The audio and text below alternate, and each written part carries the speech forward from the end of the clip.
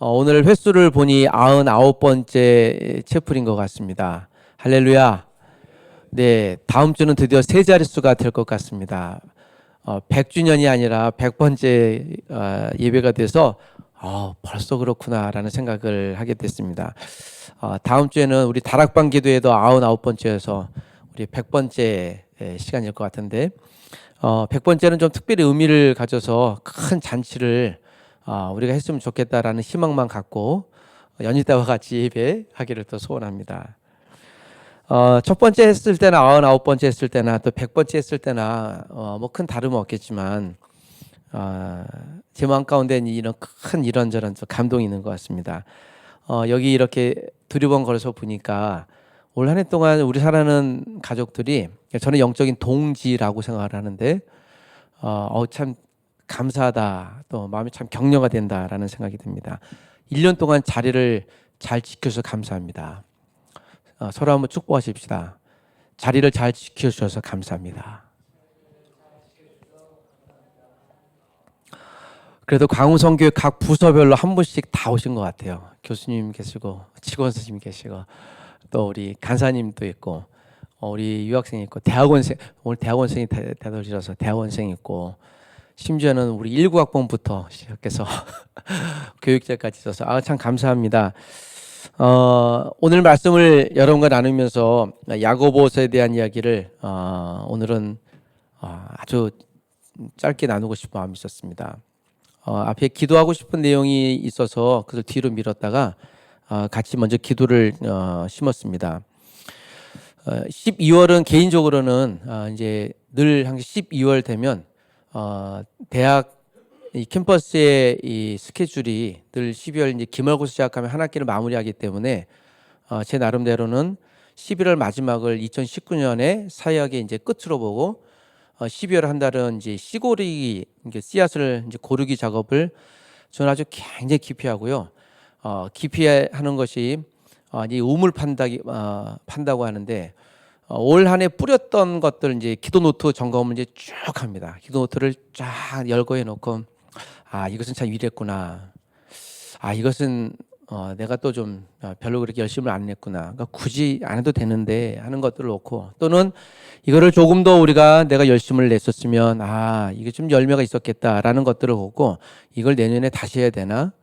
이거는 또 내후년까지 해야 되나? 뭘 해야 되지라는 고민을 참 많이 해보게 됩니다. 씨앗 고르기 작업이라고 합니다. 그래서 제 나름대로 생각이 굉장히 깊어지고 깊어져서 어디까지 갈지 모르겠습니다. 그래서 제가 이제 골러 간다고 하는데 다만 무엇을 뿌려야 될까? 2020년이 이제 눈앞에 와 있는데 사랑하는 가족 여러분들과 함께 저는 이런 기도를 여러분과 또 함께 계속 나누고 싶습니다. 무엇을 뿌려야 될까?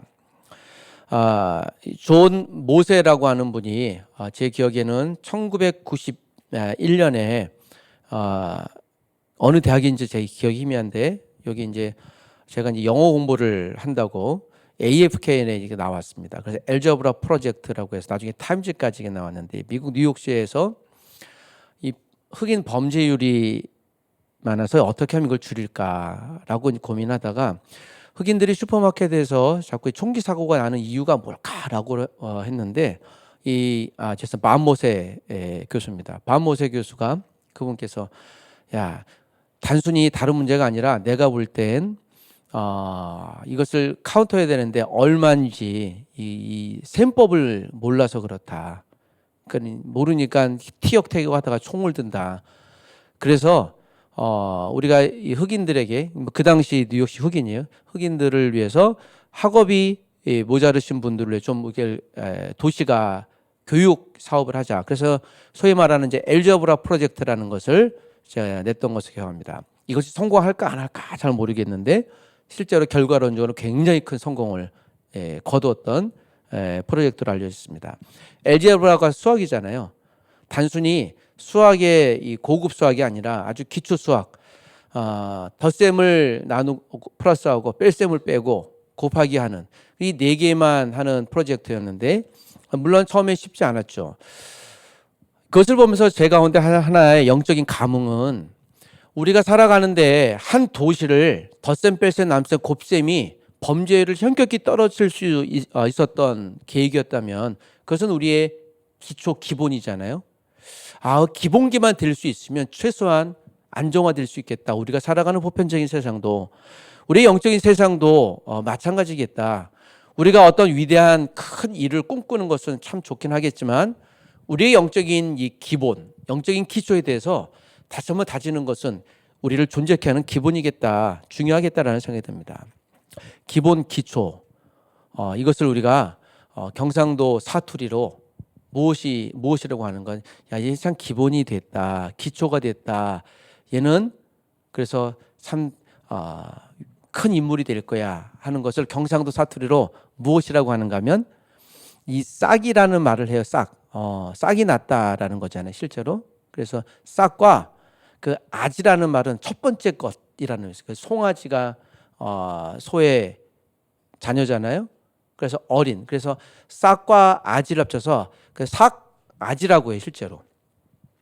경상도 분들이 경마가 심하기 때문에 잘 안 되기 때문에 그래서 쌍숏이 안 돼요. 그래서 쌀도 살 그래서 보통 사가지가 있다라는 말은 굉장히 큰 칭찬인 줄 믿습니다. 실제로 그게 맞아요.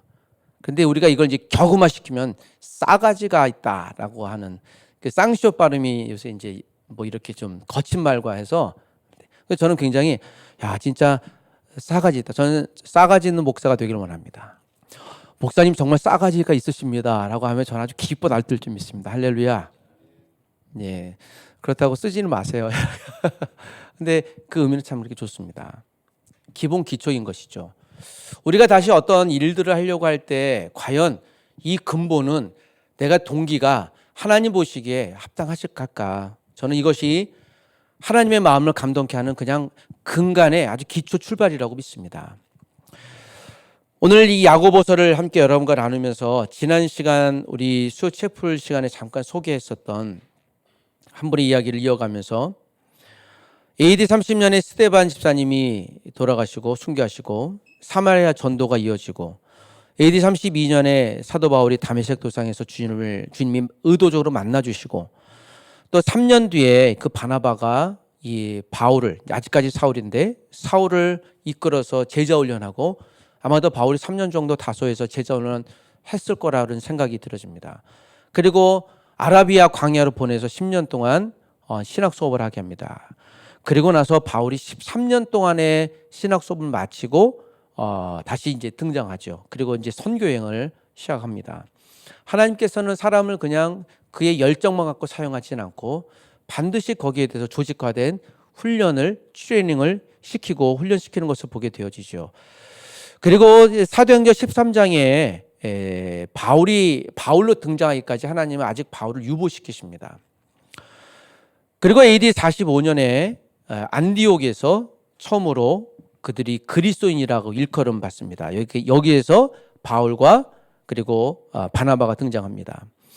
그리고 1년 뒤에 오늘 본문이 기록되어졌던 것 같습니다. 또는 AD 62년이라고도 하는데 AD 46년에 야고보서가 아마 기록되어졌다고 보면 글라우디오 황제 때 본문이 기록된 것 같습니다. 그렇다면 신약성경의 제일 처음 기록이죠. 이 야고보서가 제일 처음에 기록된 것이 맞다면 이 본문은 해석이 굉장히 달라질 수 있습니다. AD 62년에 기록되어졌던 것이 보편적인 설교이긴 했는데 저는 개인적으로 46년에 기록된 것이 맞는 것 같아요. 그렇다면 이 본문은 모든 신약 성경 가운데 제일 처음 기록된 성경인데 이것이 당시에 우리가 믿음의 근간을 이뤘던 분들의 이야기를 유추할 수 있는 것입니다. 제가 본문 내용을 오늘 본문을 설교하려고 보다 야고보 한 사람만 소개하려고 좀 서두를 길게 끊었습니다. 1장 1절에 하나님과 주 예수 그리스도의 종 야고보라는 말씀을 여러분께 본문 핵심 메시지요. 결론을 말씀드리고 싶습니다. 하나님과 누구의 종이라고 하나요? 예수 그리스도의 종이라고 얘기를 합니다. 이 본문의 야고보는 예수님의 첫 번째 동생이에요. 실제 동생입니다. 그리고 이 야고보가 아마도 예루살렘에서 분명히 복음을 전하는 예루살렘 목회자였을 거라고 생각이 되어집니다. 예루살렘 교회는 공동 목회를 했거든요. 구명한 베드로와 요한과 아마도 이 야고보였을 거라 생각이 들었습니다. 3주 전에 우리가 베드로가 이방에 누구를 만났나요? 백부장? 고넬료. 제가 생각이 안 나서 여쭤본 거예요.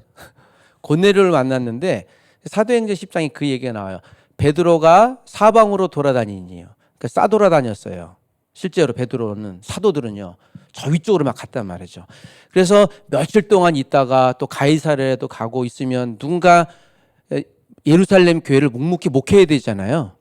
아마 그게 야고보였을 거라는 거 많은 사람이 얘기합니다. 야고보는 예수님의 친동생이었기 때문에 또 믿을 만한 사람이었 정도인 거죠. 그런데 다른 성경 이 마태복음 12장에 보면 예수님이 형을 미쳤다 그랬어요. 좀 격하게 하면 미친놈이라 그랬죠. 그게 4명의 남자 동생이 있고 2명 이상의 여자 동생이 있었을 거예요. 그리고 형제 자매들 가서 예수를 보고 미쳤어. 이게 막 자기가 메시아라고 하니까 도대체 조금 전까지 같이 밥 먹던 형인데 갑자기 지가 메시아라고 하니까 아마 그런 게 많았을 거예요. 그중에 야고보서가 첫 번째 동생이었으니까 아마도 우리 형은 제가 좀 뭐 그렇게 됐을 거예요. 그렇게 격화시켰던 거죠. 자, 그랬던 그것이 AD 한 30년이라고 본다면 오늘 본문이 46년이에요. 그 16년 전의 사건인데 16년 동안 그러니까 변했던 거죠. 여러분, 진짜 형제 자매를 친형 오빠 동생을 존경하시나요? 사랑하시나요? 참 그러기가 어렵습니다. 그런데 이것은 단순히 야고보서를 보면서 저는 그 야고보가 사도로 일컬음 받고 그 형을 지금 소개하는데요. 자기가 예수 그리스도의 종이라고 얘기하는 것은 친형으로 이제 인정하지 않는 거죠. 그럼 누구를 인정하는 것인가요? 메시아예요. 그게 이제 이 본문은 야고보서에는 전 신약 성경에서 가장 중요한 메시지, 신약 성경을 여는 메시지라고 봅니다. 친한 인간적인 관계 이상을 넘어서 예수 그리스도는 그는 메시아라는 신앙 고백을 야고보서도 할 수 있다면 우리가 믿는 예수님은 누구든지 메시아로 당연히 응답 볼 수 있는 바로 그분이라는 메시지를 우리가 할 수 있다고 믿습니다. 그렇다면 단순히 육신의 가족 이상의 의미가 있었겠죠. 이 야고보서처럼 우리도 형제 자매들이 오늘 수요 채플을 잘 지키는 믿음의 가족들이 서로가 인간적으로 모여있는 또한 여기에서 어떤 직분으로 모여있는 것 이상으로 한 가족 한 팀으로 우리가 2020년을 또한 2019년 12월 달을 잘 지켜나갔으면 좋겠습니다. 저는 메시아는 아닙니다. 그렇기 때문에 인간적인 한계가 있죠. 오직 예수 그리스도만을 우리가 메시아로 고백, 그 예수 그리스도만이 메시아로 고백하는. 제가 오늘 오전에 1대1 바이블 멘토링 이제 마지막 거를 하면서 메시아에 대해서 굉장히 강조해서 막 한 2시간을 얘기했어요. 이제 약간 논쟁이 돼서. 그래서 예수 그리스도 이외에는 메시아가 없습니다. 그게 아는데요. 막 그런 얘기는. 예수 그리스도만을 메시아로 고백한다는 게 얼마나 감사하고 소중한지 제가 다시 한번 오늘 오전에 또 한번 강조하고 지금도 그런 감동이 있습니다. 예수님이 메시아구나. 이 사실들을 신앙으로 우리가 믿음으로 한 주일 동안 또 남아있는 시간 동안 잘 고백하는 우리가 되었으면 좋겠습니다. 야고보처럼 우리도 사십시다.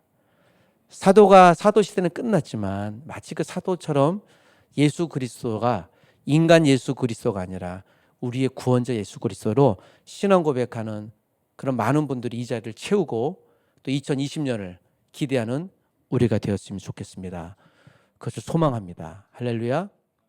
우리 같이 한번 기도하고 마치도록 하겠습니다. 좀 마지막 한 주시면 주십시오.